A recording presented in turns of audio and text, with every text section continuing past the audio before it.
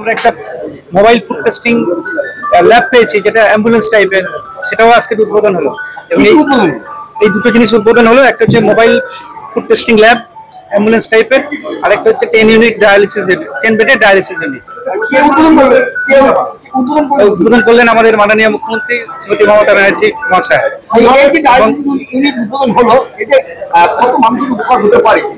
আমাদের জেলায় 26 থেকে 30 লক্ষ মানুষ আছেন, সবাই উপকৃত হবেন। এবং এছাড়াও আমাদের বেড সংখ্যা বাড়ার জন্য আমাদের আরো প্রায় 40 থেকে 50টা পেশেন্ট আমরা এক্সট্রা নিতে পারবো।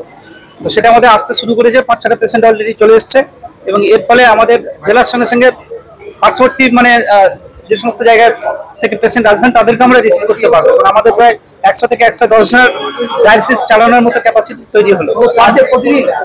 বার্থডে নয়, পুরো 100 থেকে 100, এরা হচ্ছে সপ্তাহে 2 দিন অথবা 3 দিন করে তাদের ডায়ালিসিস হয়।